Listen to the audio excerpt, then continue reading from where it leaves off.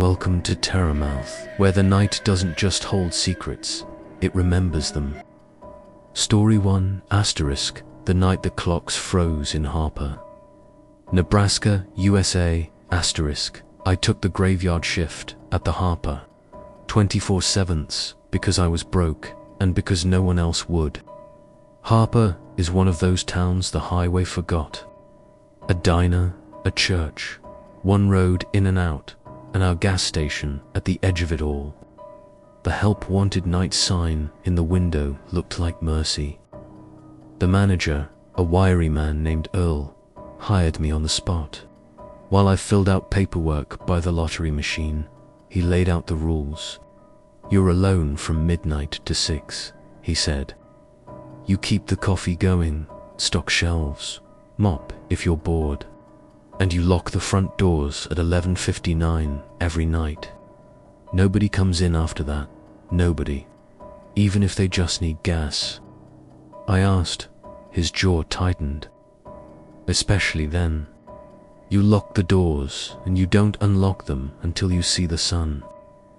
That's the rule. On the closing checklist, someone had scribbled at the bottom, in faded ink, check all clocks. Old habit, he said when he saw me reading it. Humor me. The first few nights were exactly what you'd expect in a small Midwestern town at 2 a.m. dead. I made coffee, lined up candy bars, walked the aisles for something to do. Once I locked the doors, it was just me, the buzzing lights, and the slow whine of the coolers. Thursday was different. It was late October, cold enough that my breath fogged in the beam of the outside lights. At 11:59 I went to the glass doors, flipped the sign from open to closed, and turned the deadbolt with a solid click. The lot was empty except for my car and the reflection of the store in the glass. Back at the counter, I checked the wall. Clock 12:01 a.m. pulled out my phone. At the same time, I poured more coffee and started counting cigarettes. That's when the bell rang. Ding. The bell over the door only rings when the door opens.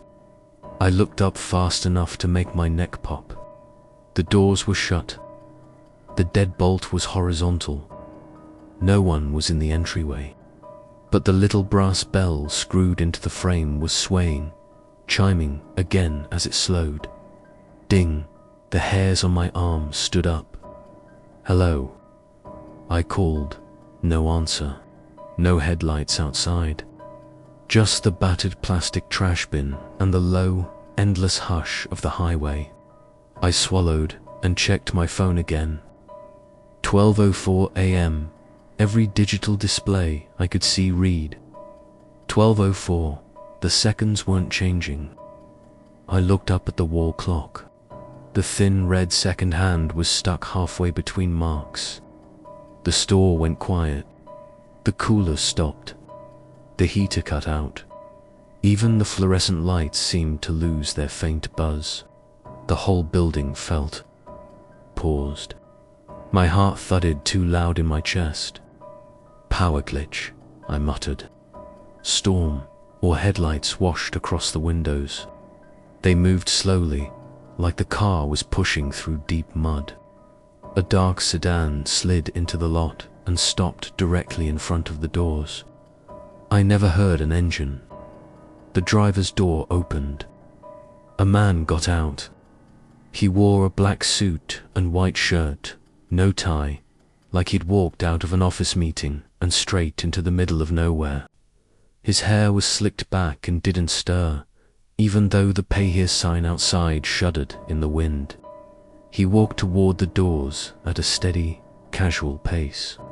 Not slow motion, not jerky, just a little too smooth, like video played at the wrong frame rate. By the time he reached the glass, I had one hand on the bat Earl kept under the counter. Up close, his face was ordinary. Pale, sharp features, clean-shaven. The kind of guy you'd forget 3 seconds after passing on the street. Except his eyes. They were dark, but they didn't catch the light. The glare from the store, my reflection, the cooler signs, none of it showed. They were just flat black circles, like holes where eyes should have been. He tried the handle. The locked doors rattled. He didn't frown or knock. He just tilted his head, watching me through the glass as if I were the one on display. "We're closed," I said. "I can't open the door." When he spoke, it wasn't muffled. It wasn't loud. It sounded like he was standing right next to me. "Let me inside," he said. "It's after midnight." Every survival instinct I had screamed no, but another thought slid in under it. Strange and strong, "You're being unreasonable. He just needs help. Unlock the door." Earl's warning cut through that feeling. You lock the doors, and you don't unlock them until you see the sun. My fingers tightened on the bat instead of the key. "I can't," I said. "Store policy." He regarded me for a moment, then lifted one hand and slowly traced a circle on the glass. I couldn't see any streak, but the sound of his fingertip dragging over the door was too loud in the silence. The lights flickered. The lottery machine beeped once and went dark. The neon beer sign fizzled out. The tiny red light on the security camera in the corner winked off. Only the row of bulbs above the doors stayed on, harsh and white, turning his face almost colorless. I glanced down at my phone. Las 12:17 alto M. Still. The wall clock. The microwave. The coffee machine, everything showed 12:17. No seconds. No blinking colon. Just that number, nailed into place. "Let me inside," he repeated quietly. "You shouldn't be here alone." My knees wanted to buckle. I thought of the empty highway, the locked door between us, the dead, frozen time. "No," I said. It came out barely louder than a breath. "I'm not opening the door." For the first time, something moved behind his expression. Not anger, interest. He dropped his hand and took one slow step back. The headlights didn't change angle when he moved. They just stayed fixed on the glass while he slipped out of their beams, like he was standing in front of a photograph instead of a car. The next time I blinked, the lights were gone. The lot was empty. The clocks all chimed in my head at once. The coolers groaned back to life. The security camera's red dot returned.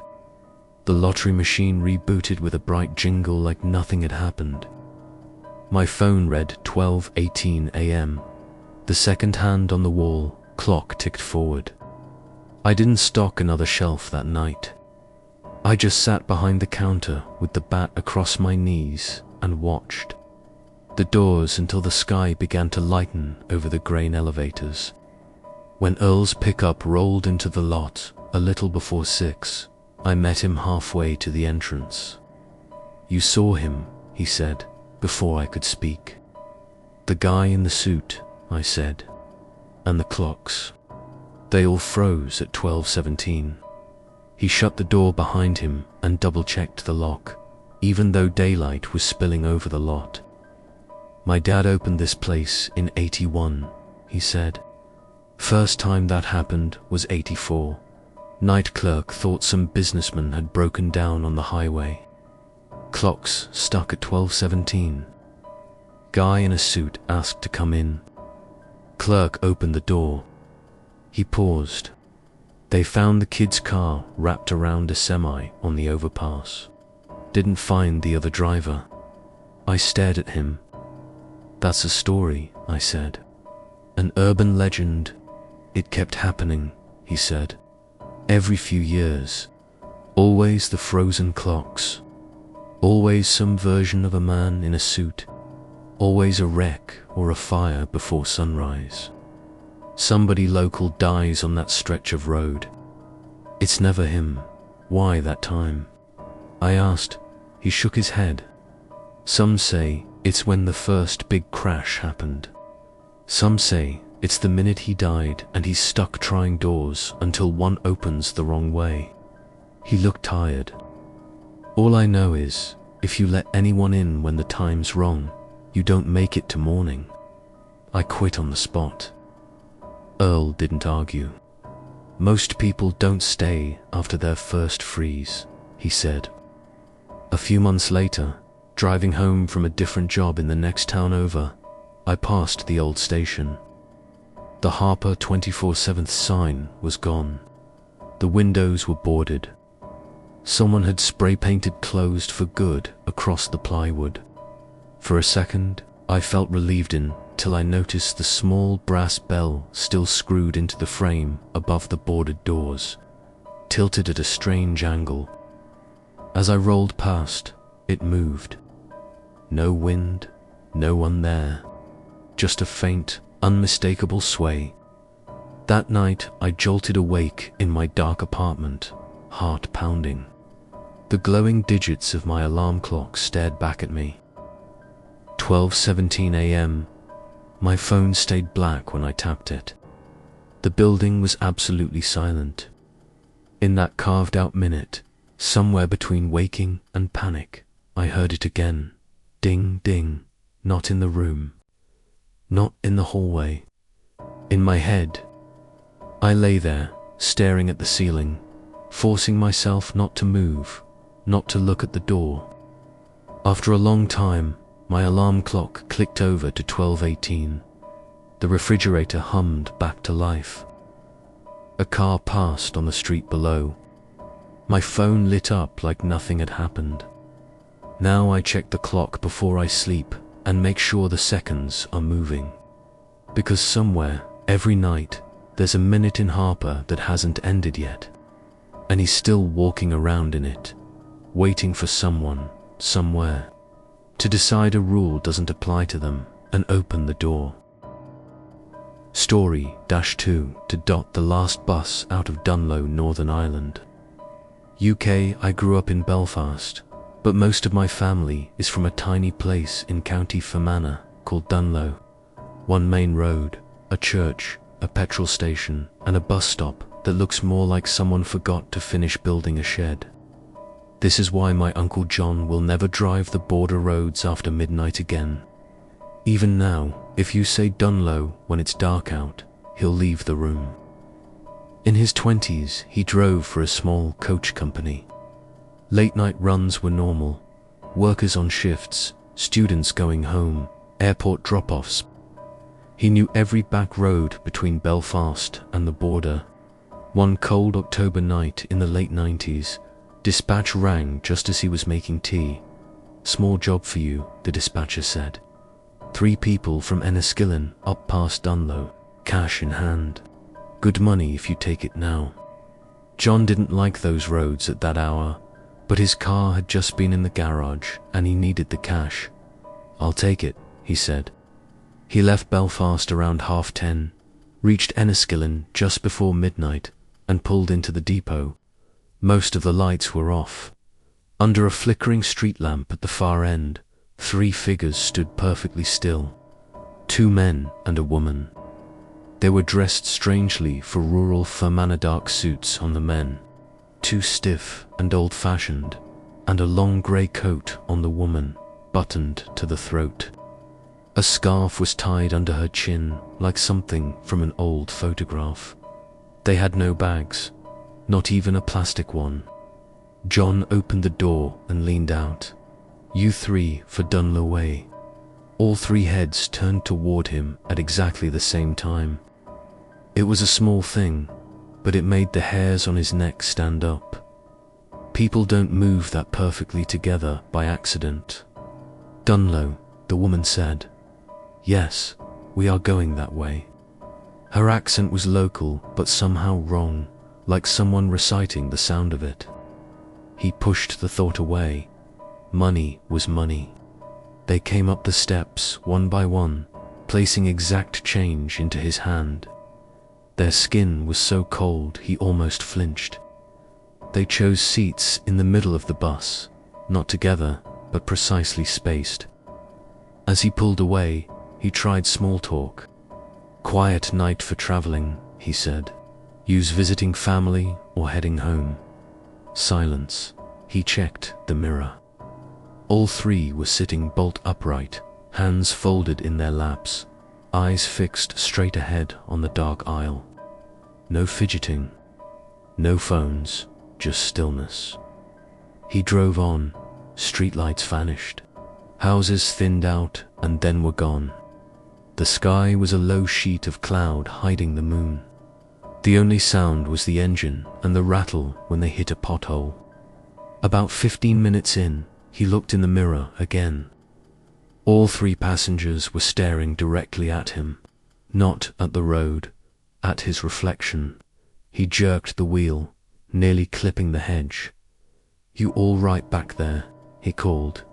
At once, all three looked away and returned to staring at the aisle.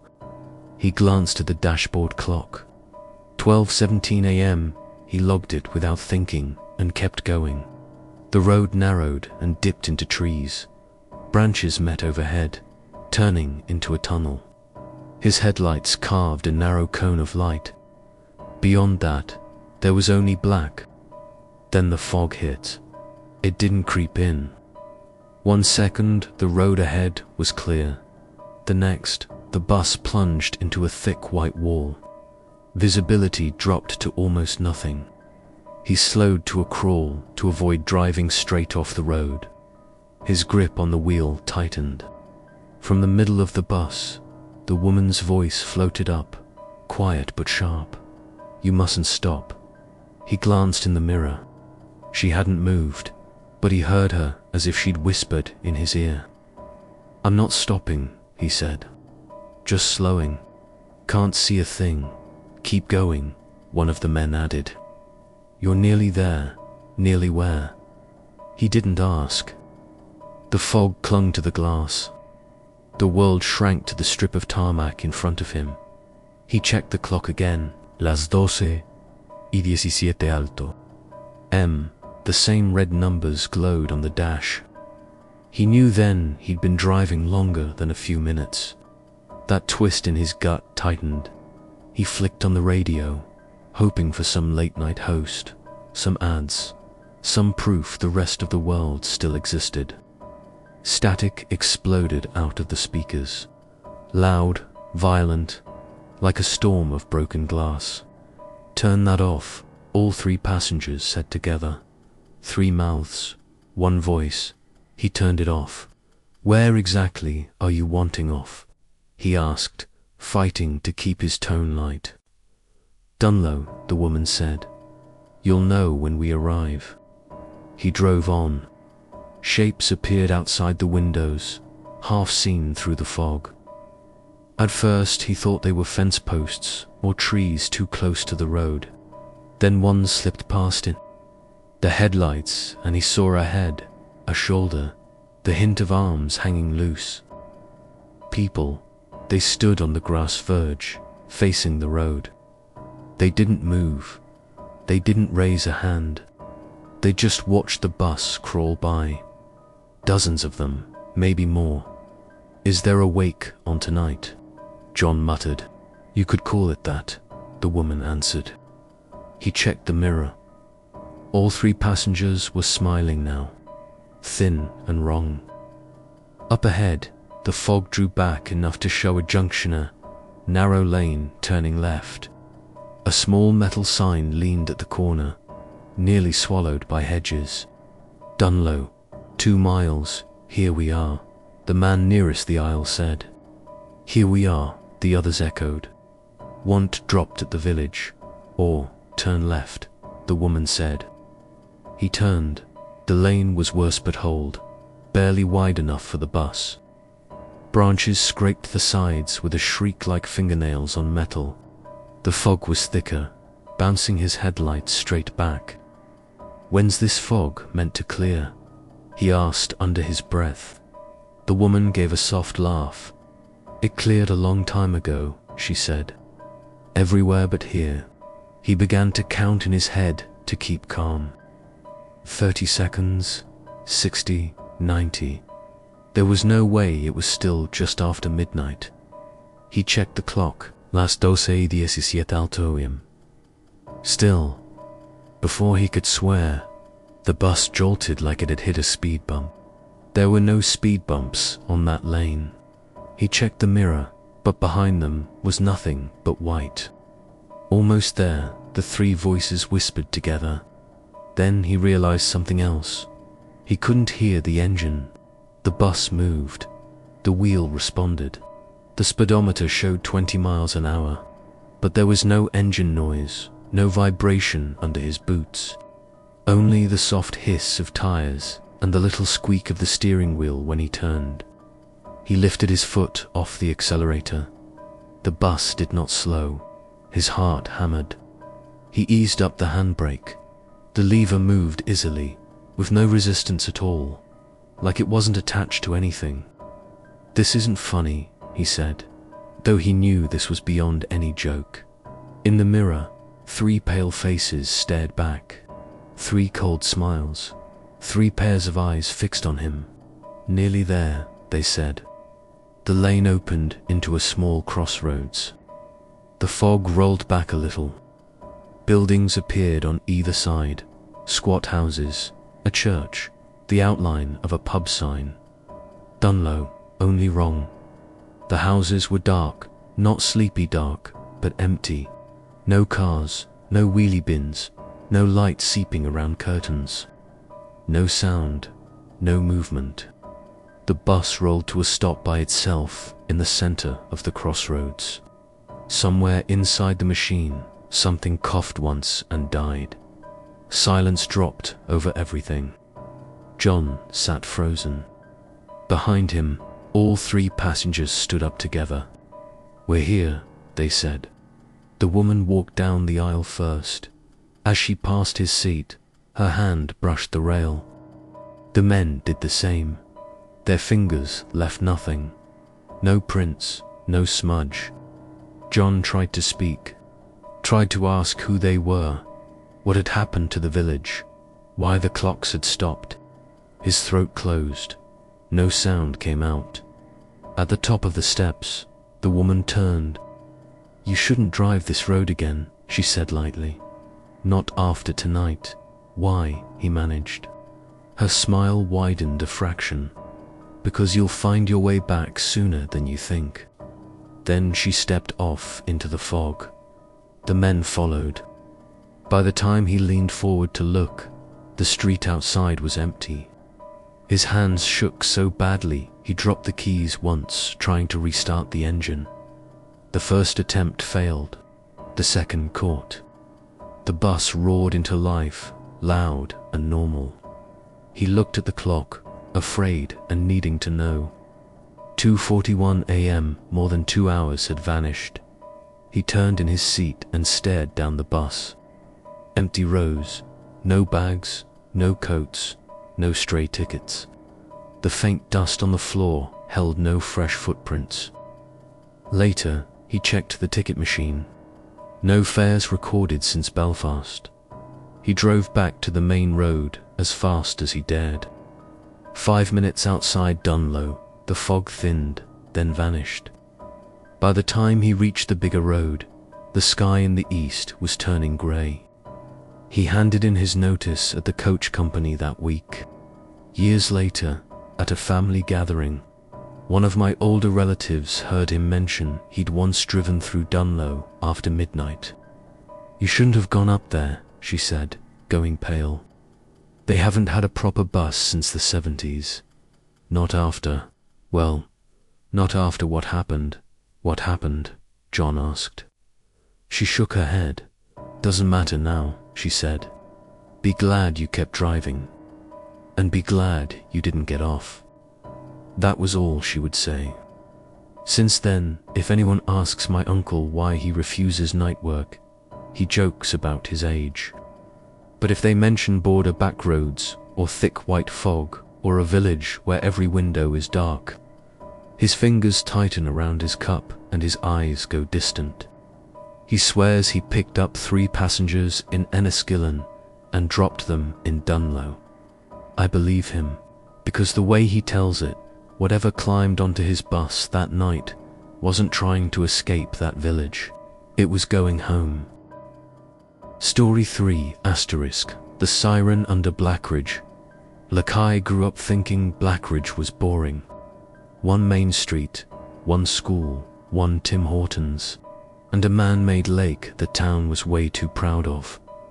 Blackridge Lake wasn't even a real lake. The old folks still called it the reservoir. Back in the 60s, they flooded part of old Blackridge and a farm valley to build a dam. Sometimes, when the level dropped in late summer, you could see foundations and stone walls under the water on the far side.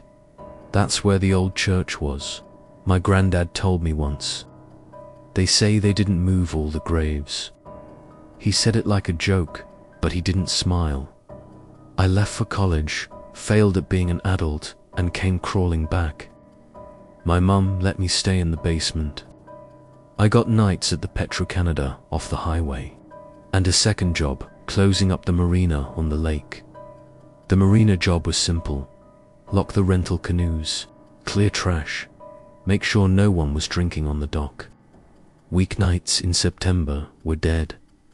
There's one rule everyone in Blackridge knows: don't be at the lake after midnight when the siren blows. I grew up hearing versions of it. My friend Riley claimed you'd hear it once, like a foghorn mixed with someone singing. If you heard it twice and was still near the water, you didn't come back. As kids, we dared each other to stay late. We never made it past 11. When I told Mum about the marina job, she almost refused. "You're not staying there late," she said. "You can close up at 10 and be home before the cursed whistle," I said, rolling my eyes. She didn't laugh. "Ben, stay off that water at night." The first time I heard it, I was alone on the dock. It was a clear, cold September night. The hill lights behind town glowed faintly. The far shore was just a black smudge. I'd just kicked a coffee cup into the trash and checked my phone. 11:03 p.m. on impulse. I snapped a photo of the far side.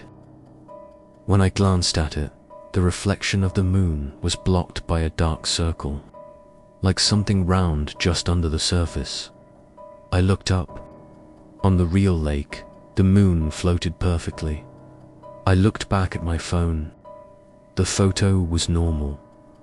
Before I could decide if I'd imagined it, the sound rolled over the water, low at first, like a hum under the dock, then swelling into a long metallic note. Not a boat horn, not a train moor, like a human voice dragged through rusted pipes. My teeth vibrated. The dock boards buzzed under my boots. I checked my phone again. Las 11:17 página M. The number didn't change while I stared at it. The sound faded. I locked up so fast I almost forgot the boathouse. When I got home, I told Mum I'd heard a boat horn. I didn't mention my hands shaking. The second time, the lake answered back. It was a Friday. Dave, the marina manager, texted me from trivia night at the bar. "Just sweep the dock and make sure no kids are partying." "Lock up. Thanks man." Mist hugged the surface of the water. The trees on the far bank were gone behind it. The dock lights made weak yellow tunnels in the fog. At 10:45, the picnic area was empty. I found a hoodie on a bench, stuffed it into the lost and found bin, and walked back toward the water. The mist over the lake was so thick the reflection of the dock lights blurred into smeared halos. I pulled out my phone.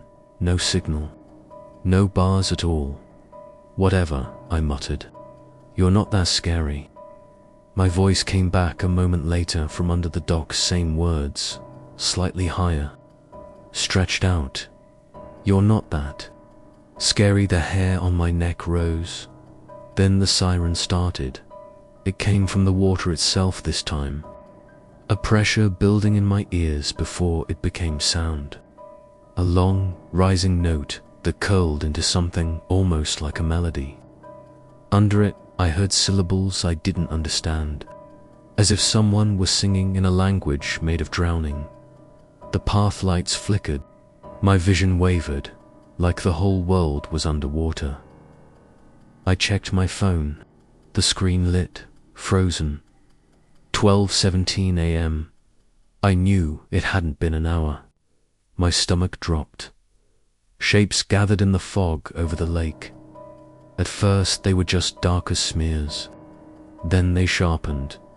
Tall, thin figures where there should only be empty water. They weren't standing on the surface. They were growing out of it. One moved closer. Imagine a body made of knotted weeds, torn clothes, and river silt. A hint of a face arranged from pale stones and shells stuck where eyes and teeth should be. Water streamed from its limbs. When the siren note swelled, the thing's chest rose, like it was breathing sound instead of air dot around it. Just under the surface, pale shapes drifted, hands with too many fingers, wrists fraying into nothing, washed out faces with mouths open on silent screams. The siren cut off dot in the sudden silence. A voice brushed the inside of my skull. Stay, I bolted. I ran up the path without looking back, certain that if I slipped, a dozen cold hands would catch me and drag me in. Behind me, I heard water slapping harder, ropes snapping against posts. At the top of the hill, by the parking lot, the pressure popped like a bubble. The mist thinned. My phone unlocked. 10:58 p.m. I went home, white-faced and shaking. You heard it properly, my mum said. As soon as she saw me, I didn't even have to explain. She made tea, hands trembling just enough for me to notice. Before the dam, she said, there was only the river and the low valley. People heard something at night down there. A note like a horn, but not a horn. They saw things in the morning mist, tall shadows where no one was walking. She took a breath. They called it the siren, said it called the restless down to the water. Men stumbling home drunk, kids who got too close. Some came back, some didn't. What does that have to do with now? I asked. When they flooded Old Blackridge, they moved the church, she said. Most graves, not all. And if something was in that valley before, the water didn't bury it. It just gave it more room. She looked me dead in the eye. Quit that job. Don't go back there at night. I did. I texted Dave the next morning and told him I'd picked up extra hours at the gas station.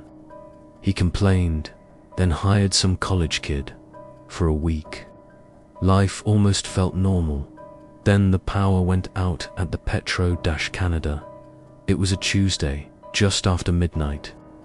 A guy in a pickup was buying cigarettes. As I handed him the pack, everything cut at once. The lights, the coolers, the radio, the emergency light over the till hummed on. Damn hydro, the guy said. Probably the dam again. The second he said damn, that crawling feeling slid under my skin. I glanced at the lottery terminal. The numbers were frozen. Les 12-17 ultimi. My phone buzzed with an unknown number. I answered. Hello. The siren poured through the speaker, thin and distant, as if echoing up a drain. Under it I heard the faint slap of water against wood, the creak of ropes. I hung up so fast my hand hurt. The pickup guy raised an eyebrow. Bad signal. I forced a laugh, finished the transaction, watched his taillights disappear into the dark. For a heartbeat, the glass doors didn't show the lot outside. They showed the lake. Black water. A dock at night. A tall, weed-draped figure standing where I'd been that Friday. Its head tilted toward me. I blinked, and it was just my reflection again. The power surged back. All the clocks rolled to 12:18 a.m. I didn't say anything. How do you tell your boss, "Hey, the lake just called me from nowhere"? The next afternoon, I saw the news on my phone. Local teen missing near Blackridge Lake, last seen leaving a party by the picnic area around 11:30 p.m. The blurry picture looked like one of the high school kids who hung around the dock at night. The hoodie in the photo matched the one I'd put in the lost and found.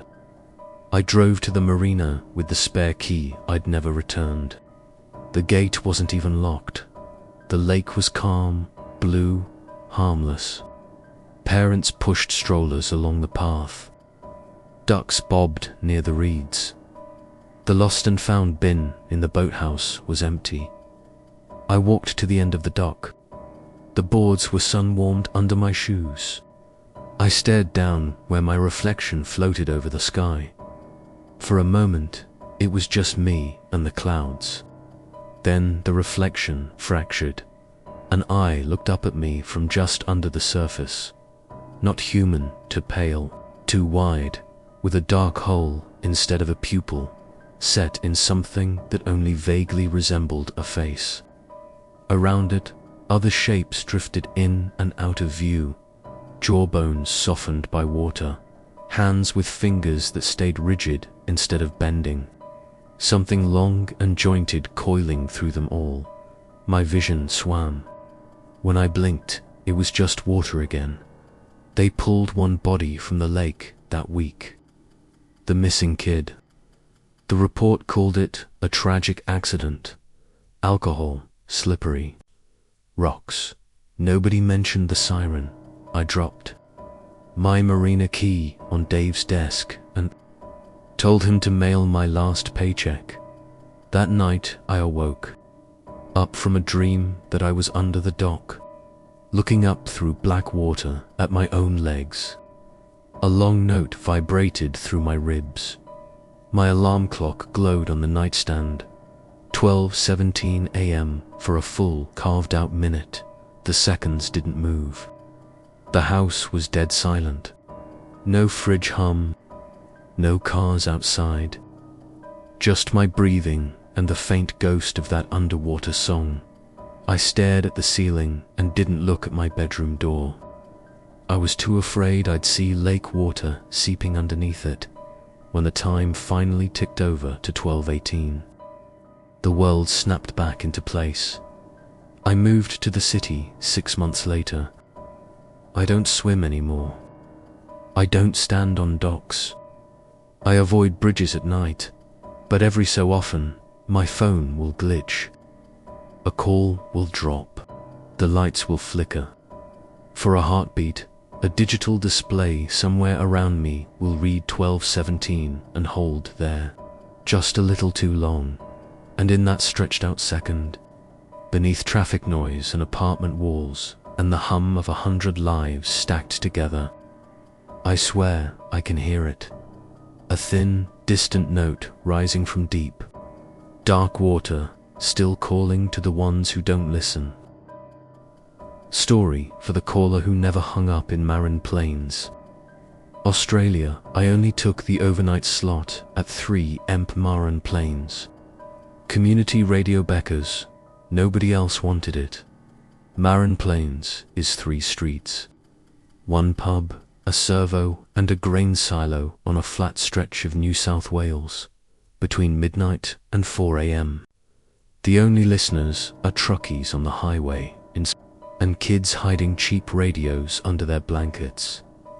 The station was a single room above the old post office, a scarred desk, a fussy mixing board, 2 CD players, a wheezing computer, and 1 narrow window over the empty main street. The antenna on the roof looked like a TV aerial left behind. My show was called Night Shift, for hours of soft talk, dedications and requests that rarely came, except one. the first time. I almost missed it. 3 weeks into the job, on a Tuesday in June. The town was buried in thick fog that turned the streetlights into drowning suns. I was droning through an ad when the call-in light flicked on. The red LED blinked once, then froze. I killed the mic, started a song, and hit the button. 3MP night shift. You're on the air. For a few seconds, there was only hiss. Then a woman's voice, faint but clear. Good evening. She sounded old, but not fragile, more burned down than worn out. Evening, I said. You're up late. What's your name? Silence. I used to live in Maron Plains, she said, before the bypass. Everyone over 50 says that in this town. You listening local or online? I asked. A small pause. I'm close, she said. I hear you very clearly. Her speech was oddly careful, with no filler words, like she was reading from a script. You got a song request? Yes. Static brushed under her voice. Play Blue Moon, please. The disc was one of the oldest in the rack. I found it, cracked, case and all. Special occasion. I asked. It was playing, she said, the night the truck never stopped. The hairs on my arms rose. Sure thing, I said. One blue moon coming up. I cued the track, did a quick link, and let it spin. When I went back to the line, it was dead. I logged the call without thinking. The studio clock over the door said 12:17 a.m. My phone said 12:17. Even the computer, which was always off by a few minutes, read 0:17. I shrugged it off. 2 nights later, the light froze again. 3MP night shift. Good evening, the same voice said. Back again, I said. What should I call you? Names don't hold, she said. Not past midnight. Radio nuts, I thought. We get them. What can I play for you? The trucks, she asked. Are there many tonight? I glanced at the highway glow beyond the window. A few sets of moving headlights. Same as always, I said. Why? The more they run, she whispered, the more gaps there are to slip between. A shiver went through me. You want another song? Yes, something to keep them awake. I put on some loud classic rock, then checked the time, 12:17 a.m. again. On every clock after that, whenever she called the frozen LED, the soft smoker's voice, it was always 12:17. Never a minute before or after. One night, the fog was so thick the pub closed early and even the servo killed its lights. The town was dead quiet. At 12:05, I was half asleep, stumbling over the same script. You're tuned to 3MP night shift. Phone lines are the lights snapped on. Solid red, 3MP night shift. I can see you, she said. The heater roasted my knees, but a cold draft seemed to run over my shoulders. From where? I joked. You out there on the street? There is no post office, she said. Not anymore. I stared at the cracked plaster, the window, the peeling sign on the building opposite. You listening online? I asked. That word, she said carefully, doesn't mean anything to me. My mouth went dry. What year do you think it is? I asked as static rose, like wind up a long hill. I don't think it is, she said.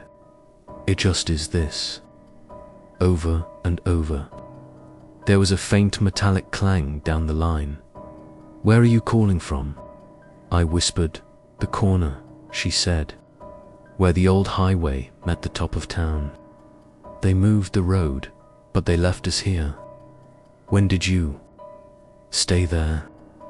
June 1979, she said. Fog like milk. Blue moon on the radio. Headlights too fast. We never heard the brakes. I swallowed. They said the driver never had a chance, she continued. Too dark. Too heavy. Crosses on the verge. New road to forget. But we're still standing at the corner. The roar on the line grew, like an engine stuck at full throttle. This corner, she murmured, never leaves 12:17. The clock over the door, 12:17. My phone, 12:17. The frozen computer, 0:17. You're the only one awake near us, she said. Your voice is the last thing moving when everything else stops. What do you want? I asked. Slow them down, she said. Tell them not to race the fog. Her voice thinned. Or just keep us company when it happens again. The call dropped. Outside, the main street looked staged.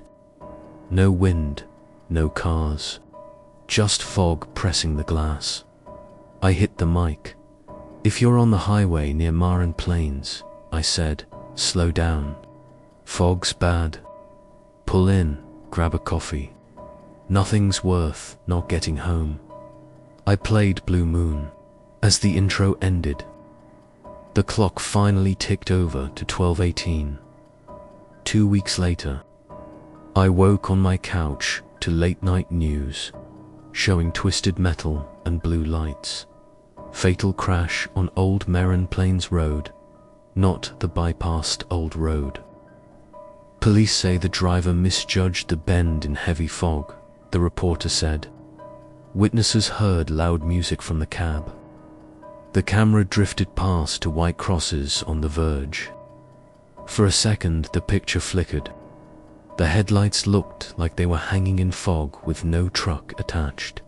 Then it was gone. That night at the station, I watched the clock at 12:16. The light was off at 12:17. It clicked on.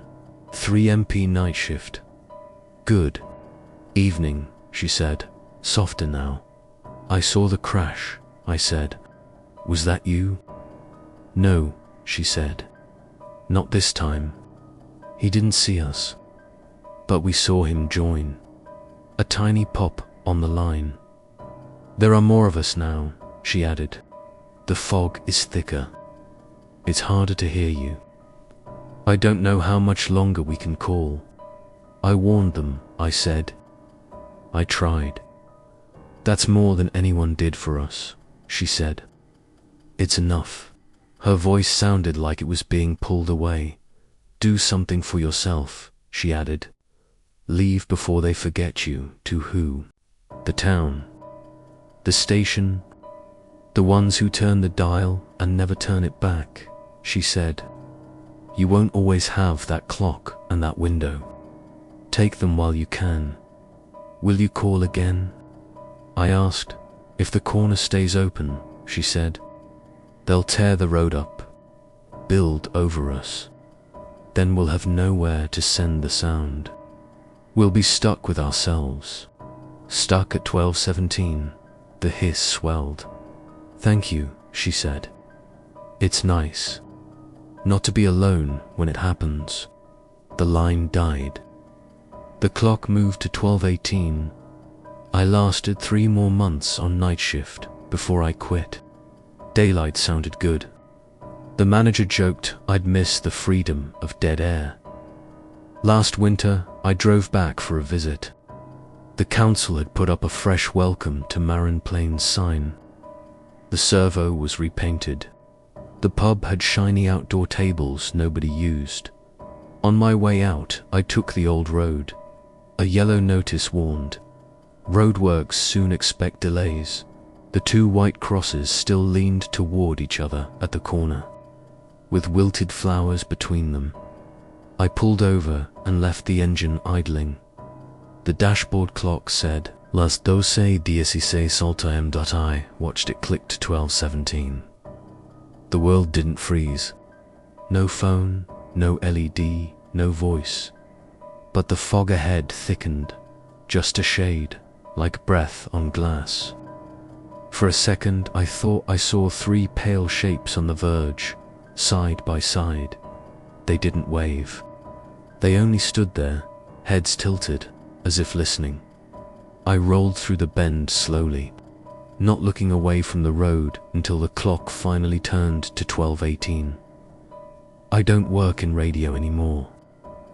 I sleep like everyone else, but when fog presses at the windows and I jerk awake for no reason, I check the time. If it ever says 12:17 and the seconds aren't moving, I think I'll start talking into the dark, just in case there's still a corner near Moran Plains where the brakes don't catch. The song is too loud, and a few stranded listeners are waiting again for anyone at all to keep them company while it happens. Story 5. The Siren That Only Screamed at Midnight in Coldwater Bay, Canada. Coldwater Bay isn't on most maps. It's one road down to a harbour, a strip of houses, a shuttered cannery, and a volunteer fire hall with a rusted siren on the roof. The population sign said 612 when I was a kid. They painted over it when enough people left that counting felt pointless. I grew up there. I used to think the worst thing about the place was how quiet it got after dark. Then I took the night watch job at the marina and learned there are worse things than quiet. Everyone in town knows about the siren. In the daytime, it's just a dead lump of metal pointing at the grey Atlantic. It hasn't been used for real emergencies since the 80s, when the fire service got pagers and radios. The only time I'd heard it growing up was during the summer carnival when they'd crank it once at noon for tradition. Except sometimes it goes off at midnight. You don't see that on any safety poster. You hear about it from your grandparents or over to many beers at the Rusty Anchor. My grandfather told me the first time it woke me as a kid. If it ever goes off after dark, he said, you stay away from the water. You stay away from windows that face the harbour, and you don't answer if anyone knocks. I asked why. He just shook his head and turned the TV up. The summer I turned 20. The only work I could find was at the marina, midnight to 6, every night but Sunday. It was me, a thermos of coffee, and a walkie to the volunteer fire hall if anything went wrong. On my first shift, old Tom from the brigade handed me the keys. He hesitated like he'd done this speech before. You hear the siren, he said. You lock the office door, you turn off the lights, and you wait it out. Don't go outside. Don't go down to the docks. I don't care if someone's yelling for help because of fog, drunks. He met my eyes and the joke died in my throat. Because it's not for you, he said. It's for them. Who's them? He just pressed the walkie into my hand. Static means it's close. Don't key up. Don't talk. Just wait. For a month, nothing happened. I made rounds every hour checking the gates, the fuel pumps, the chain on the boat ramp. The bay at night was a black smear with a stripe of weak moon on it. The only sounds were rope creaking, water slapping under the docks, the occasional distant truck. Most nights I sat in the office with the radio on low, watching the clock roll to 3 a.m. and wondering why I'd ever left. Halifax, then came the fog. It rolled in one Wednesday around 11, thicker than I'd ever seen. When I stepped out for a smoke, it swallowed my lighter flame. The harbour lights turned into glowing cotton balls. I could barely see the nearest boats. Classic horror movie. I muttered. By 11:58, I was back in the office, watching the fog bead on the glass. The wall clock ticked toward midnight. The radio played some blues station out of Yarmouth, the singer drawling about bad roads and worse decisions. The clock hit 12 o'clock. The radio cut to static, not a fade, not a glitch. 1 second there was music, the next there was a raw, tearing hiss that made my teeth ache. I snatched up the walkie-dot. It was doing the same thing. No idle hum, no occasional burst of voice, just a wall of static, like it was tuned to the inside of a storm. Something thumped against the outer wall of the office. Hard eye froze. The fog pressed against the window so thick I could see my reflection better than the harbour. My own pale face stared back at me, wide, dash-eyed, behind my reflection. Something else moved. A shape slid along the dock right in front of the window. It was tall, bent where a person wouldn't bend, as if it were feeling along the planks with too many limbs. It never came into focus, always just behind the condensation. More suggestion than body. I stumbled back from the glass. That's when the siren started. It didn't wind up. It came in full strength, a single high mechanical scream ripping through the fog. The walls vibrated. Coffee danced in my mug. It went on, steady and unbroken. My grandfather's warning came back to me. You stay away from the water. You stay away from the windows. I dropped to the floor behind the counter and killed the lights with a slap of my hand. The office plunged into darkness, lit only by the dim green exit sign over the door.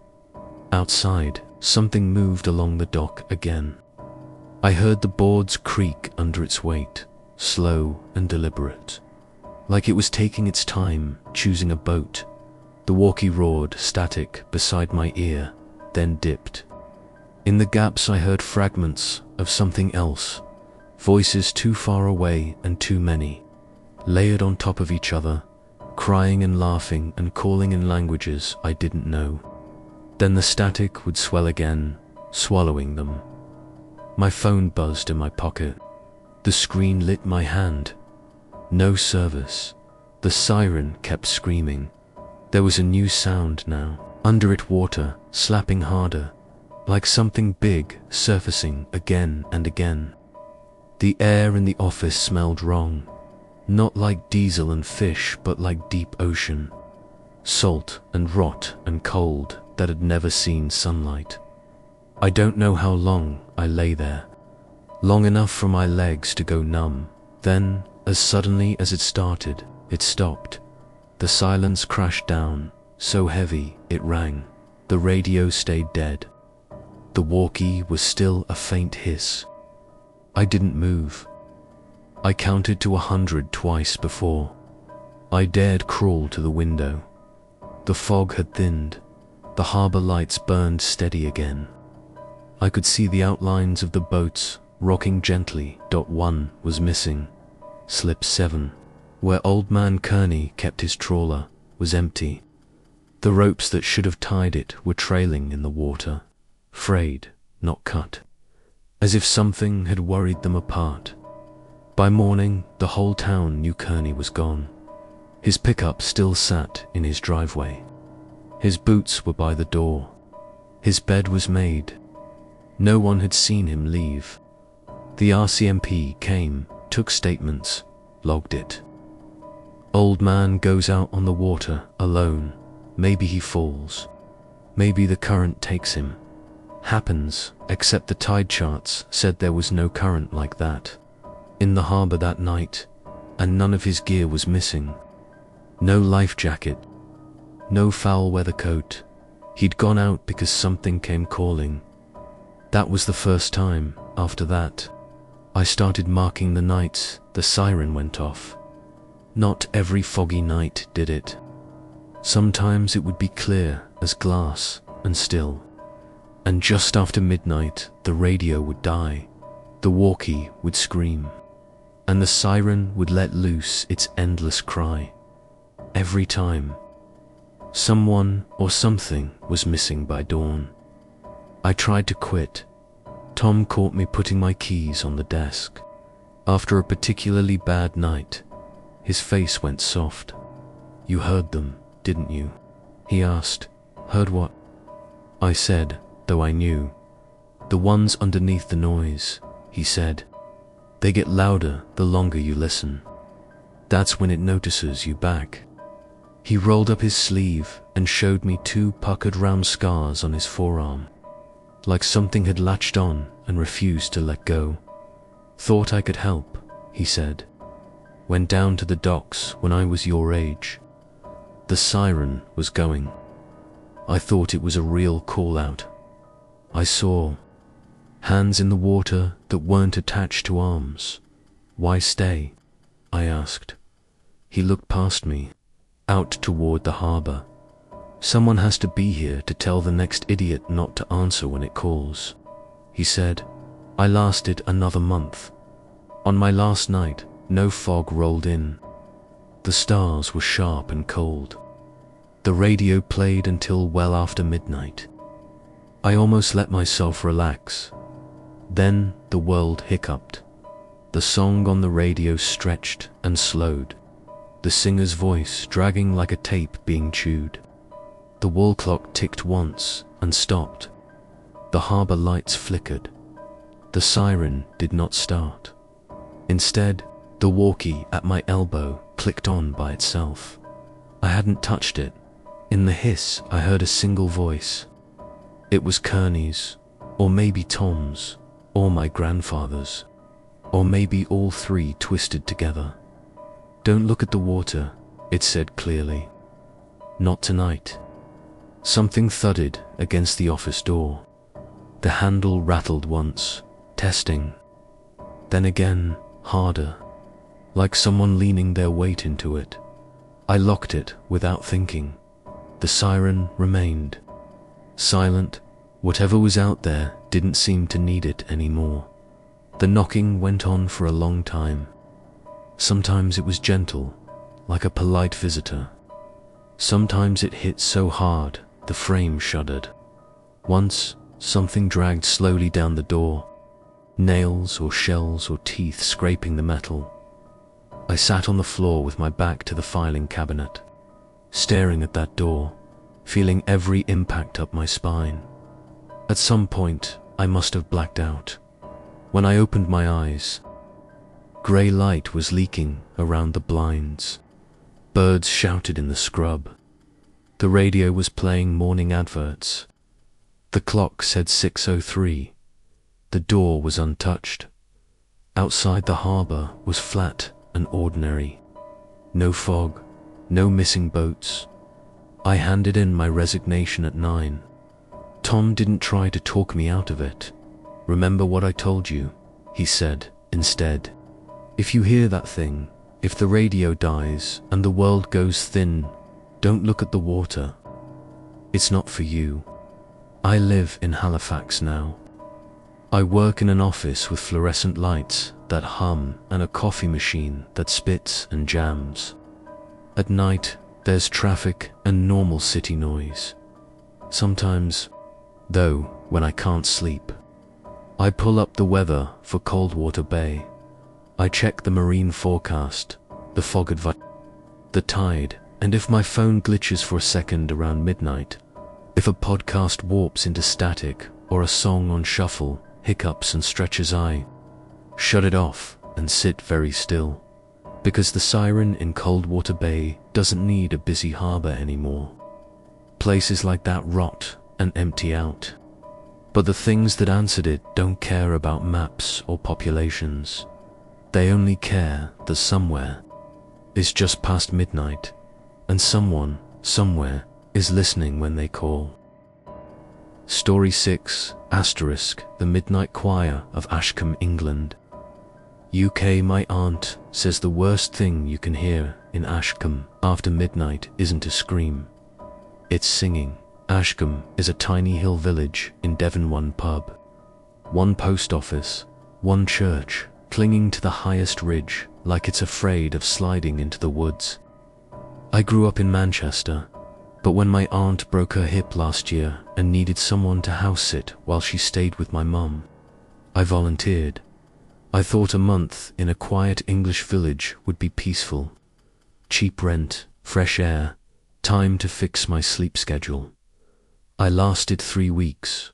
On my first day, Mrs. Parker from next door brought over a casserole and a warning. "If you hear music late," she said, setting the dish on the table with a clatter, "you lock your doors and you don't look out, not even a peek."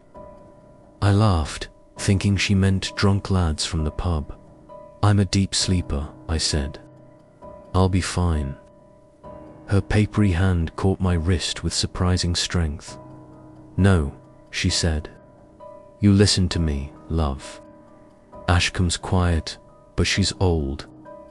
The hill keeps its own hours. After midnight, you don't answer door knockers, you don't answer your name, and if you hear the choir, you pretend you're deaf. The choir." She let go and looked at the window, where the late afternoon light was already turning the glass golden. "You'll know it if you hear it," she said. "Pray that you don't." I put it down to village superstition and loneliness.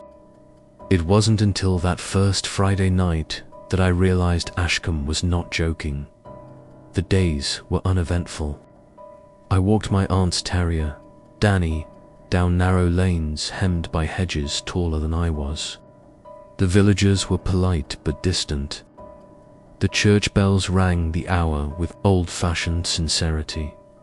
It was the nights that went strange. The sky over Ashcombe never got properly black. It was a deep, heavy blue that pressed on the roof tiles. Owls called from the woods. The wind carried faint sounds from the pub, clinking glasses, the melody of some old folk song. On Friday, I stayed up late, playing games with my headphones on, losing track of time. When I finally glanced at the corner of my laptop screen, it was 12:03 a.m. The house was silent. Danny was a warm, snoring circle on my feet. That was when the church bell rang.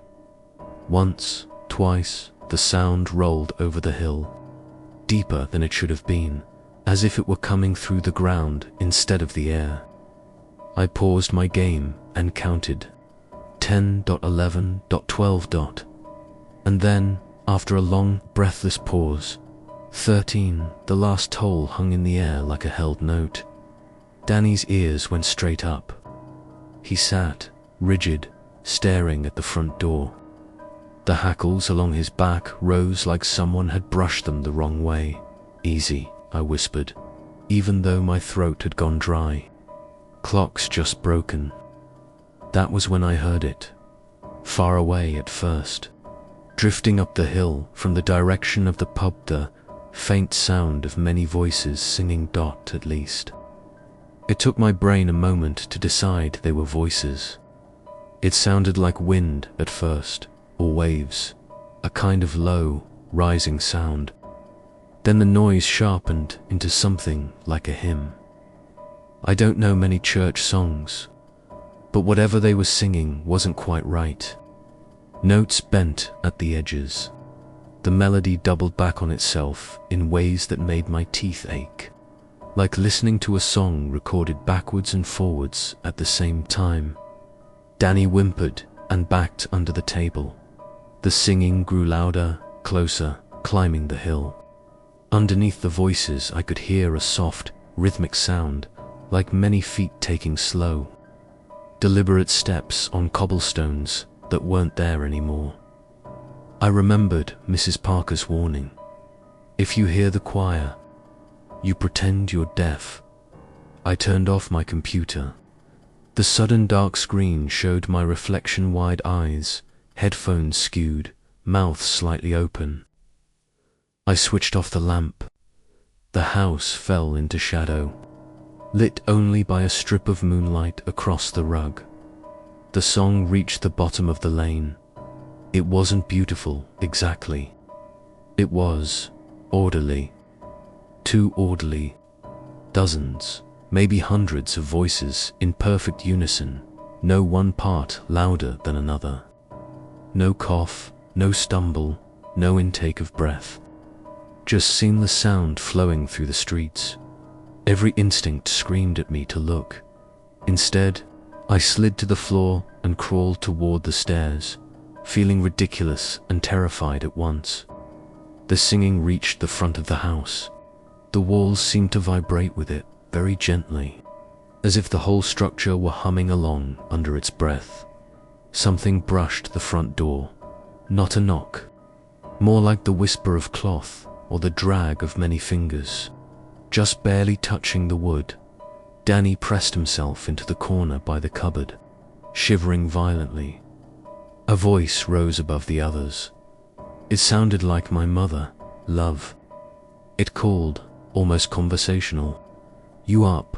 Open the door, will you?" I froze halfway up the stairs. My mum was 200 miles away in a hospital ward in Manchester. The voice was perfect.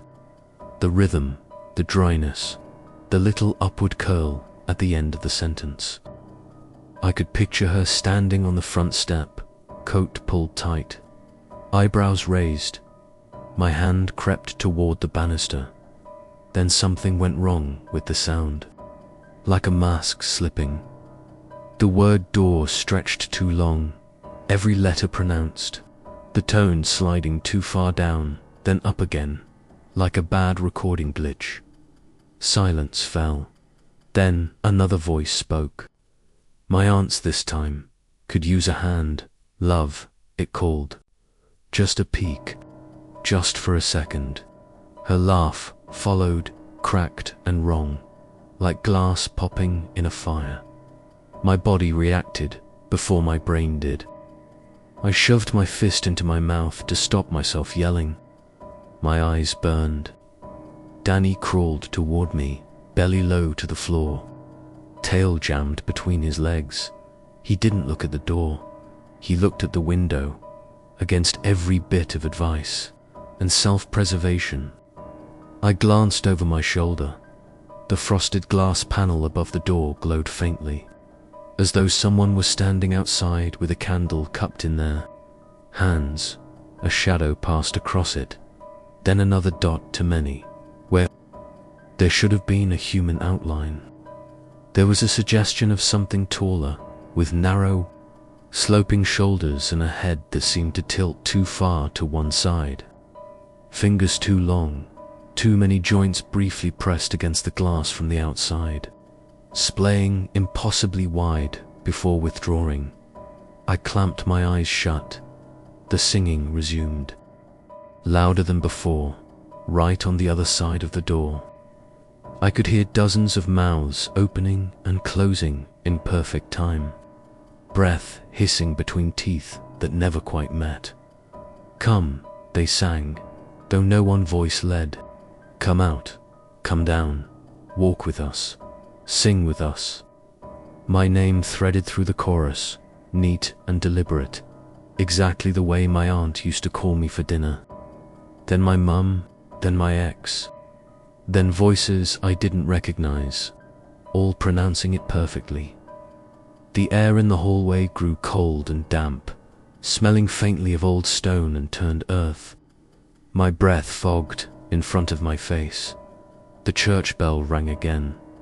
Once the singing stopped mid-word, cut cleanly like a track paused. The pressure lifted. The light behind the glass went out. The chill retreated up the hill with the soft, measured sound of hundreds of slow footsteps. I stayed on the stairs until the normal darkness of the house crept back. Danny didn't move until the birds started. At dawn, I opened the door. The lane outside looked completely ordinary. Dew on the grass, bin at the curb. The Parker's cat grooming itself on the neighbor's wall. But the doormat was soaked, as if a line of people had stood there dripping, and tiny grains of pale stone lay in a crescent against the threshold, like dust from an old church floor. Mrs. Parker was waiting for me when I stepped out. You heard them, she said simply. I nodded. She crossed herself. Did they call your name? Yes. Did you look? Only at the glass, I said. I didn't open the door. Good. She studied my face. Don't stay on Fridays, if you can help it. They walk other nights, but Fridays, theirs. Later that week, over pints at the pub, I managed to get one of the younger locals to talk. Used to be a proper choir here, he said. Way back. Whole village sang. Rector pushed them too hard. Long rehearsals, late nights. One winter, storm rolled in during midnight mass. Roof collapsed. Killed nearly everyone inside choir, congregation, the lot. He took a drink, eyes on the dark window. Bell tower was damaged. He went on. They fixed it after. But some nights, when the bell rings 13 and the hill feels wrong under your feet, it's like the service never ended for them. Why do they want people to come out? I asked. Wouldn't you? He said quietly. Stuck singing the same hymn, same night, same hill, forever. They need more voices. I left Ashcombe a week early, sometimes back in my city flat. When the wind funnels between the towers just right, it sounds like distant singing. My phone says it's 12:17. The sound comes through the window glass in thin, precise voices. They know my name now. They know I heard them and almost came to the door, and somewhere on a hill in Devon.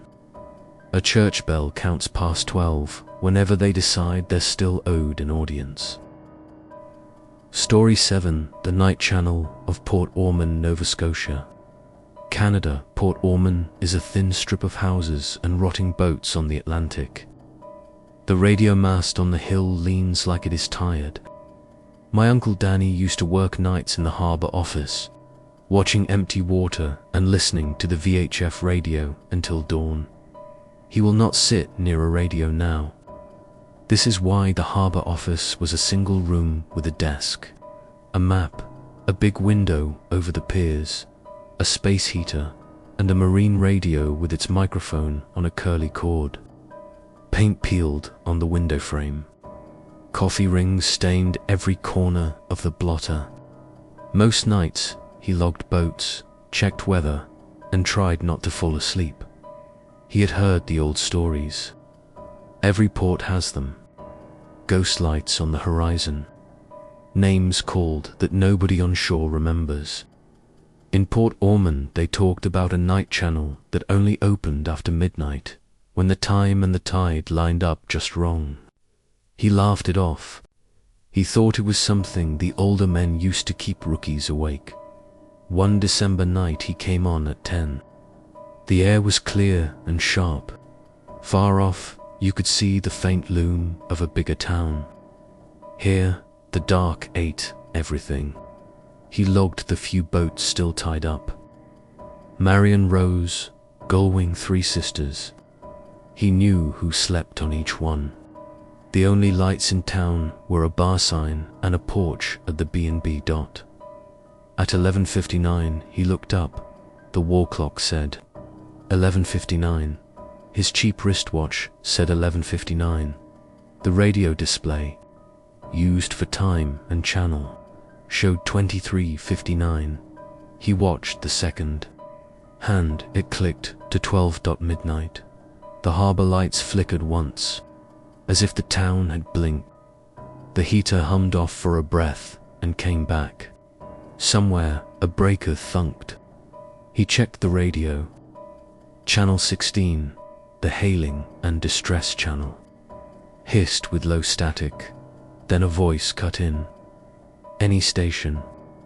Any station, this is the Mara Quinn, requesting assistance. Over, the voice sounded like a man in his 30s. From another coast, trying very hard to sound calm, a little breathless, close to panic and fighting it. Danny sat up and grabbed the mic. Mara Quinn, this is Port Ormond Harbour. he said. State your situation. Over. Static rolled like surf. The sound filled the tiny office. We are approximately 8 nautical miles off your coast, the man said. Heavy fog. Instruments unreliable. Request guidance to nearest safe harbor. Over. Danny looked out the window. No fog. Just black water and the red and green harbor markers. No running lights at sea. No swell big enough to hide a boat. Mara Quinn, we show clear conditions near Port Ormond, he said. Confirm your coordinates. Over. Silence. Then the radio hissed in a long breath that did not sound electrical at all. It sounded like something breathing against the speaker. The man spoke again, but the numbers were wrong. Too many digits. He thought he heard 17 twice, then north and down together, like the caller had forgotten which way was which. Say again your position, Mara Quinn. Over. The radio squealed so sharp it made his eyes water. A different voice answered. Same channel, new tone. Lower, rough, like a throat full of cold water. Port Ormond Harbor, we struck something. We are taking on water. Request immediate assistance. Danny checked the pier. Nothing moved outside. No horn, no shouting, no shadows. The boats rocked gently. A rope creaked. That was all. Mara Quinn, what is the nature of your distress? Over. 3 voices answered at once. The calm one, the drowning one, a third one whispering under them like the scrape of a rope on a hull. Port Ormond, they said, your lights are wrong. Your harbor is wrong. This chart is wrong. You are where we were. We are where you will be. The heater clicked off. The office felt suddenly bare and cold, like a shed with the door open in winter dot. Danny checked the clock. 12:04, a dot M dot. The second hand had stopped. He tapped the glass. It did not move. His watch showed 12:04. The radio display read 0:04 and did not change. The blinking colon between hours and minutes had gone solid. He tried to steady his voice. Mara Quinn. Confirm date and year. Over. Static rose and fell. You tell us, the calm man said. December 15th, 2022, Danny said. Over. A ragged chuckle came through, too close to the mic, sharp in his ear. Lucky, the rough voice said. Plenty of time. We called in 97. Danny swallowed. He had been a kid then, watching the news in his parents' house. He remembered footage of a fishing harbor up the coast. Boats snapped like matchsticks. Cars in the water. A list of names, thunder muttered somewhere, yet outside the flags on the pier hung flat. The water was smooth. Where are you now? Danny asked. Forgetting to say over, the answer came from the speaker and the room at the same time. In your harbor, he snapped his head toward the window. At first he saw only his own face and the reflection of the office. Then his eyes adjusted. The red and green markers at the breakwater had moved farther out, too far to sit on their posts. They hung on nothing, small points of color above the water. Between them something darker than the sea blocked the faint sky. A whole shape without edges, sliding toward the harbor mouth without ripples, without sound. No mast lights, no cabin glow, just a moving gap in the world. The radio crackled. We see your lights, the calm voice said. We are nearly home. You are not cleared to enter Port Ormond Harbor, Danny said, panic rising. You will run aground. There is no deep channel where you are. Over. Was not deep enough last time either. The The hoarse voice whispered. Something scraped the far wall of the office. He felt it more than heard it. A long drag, as if a rope soaked in salt had been pulled through the concrete. A soft tapping started on the glass, not rain. A steady pattern like fingers. 5 slow taps, pause, 5 more. Danny forced himself to keep his eyes on the desk. The mic felt slick in his hand. The radio hissed again. Do not turn around when they arrive, the calm voice said. Keep talking. Keep them on your side of the glass. The tapping paused, as if whoever it was listened. Danny thought about killing the breakers, dropping the mast, anything to cut the signal. The radio answered his thought. You can turn off your lights, it said, and this time it used his own voice. We will still find the harbor. The heater rattled and went silent. The room felt taller, emptier. The smell of the sea faded, replaced by cold air that had no scent at all. Danny dropped the mic. It swung and bumped the desk. Something on the other side of the window tapped once, harder. Then again, higher up, like whatever was outside had found the outline of his head. The radio cut to dead silence. No static, no hum. For a long time he sat there, frozen, counting his breaths, listening for a horn, for crashing wood, for screams. The harbor stayed quiet. The markers outside looked normal when he finally dared to look. The strange hull was gone. The red and green sat back on their posts. His reflection in the glass seemed half a step out of sync. When he lifted a hand, it lifted a moment late. He watched until they matched again. The clock ticked las 12:18, his watch agreed. The radio rebooted with a small click, back to normal channels. No time display. He logged the whole thing as interference and did not write the boat name. On his way home at dawn, he kept the radio from his truck off. The sky over the ocean looked normal, but every wave crest seemed a little too sharp, like teeth. Weeks later, he called a retired Coast Guard officer and asked about old Maydays that came back, as if the air remembered them. The man was quiet for a long time. Every so often, someone hears the Maraquin, he said. Original call was just after midnight in '97. Bad storm. Whole harbor, farther up the coast, went under. Some of the watch there said they heard their own voices on the radio before the waves hit. They logged it. Nobody believed them. Danny asked what happened to that station. Gone, the man said. Mast snapped. Building washed out. They rebuilt farther inland. New crew, new gear. Sometimes the new guys say Channel 16 comes alive at 4 minutes past midnight on the anniversary. No traffic, just breathing. After that, Danny quit nights. A few months later, he quit the harbor job altogether. He says the pay was poor and the hours worse. I have seen how he sits when a weather report plays on the television. His shoulders go tight until the segment ends.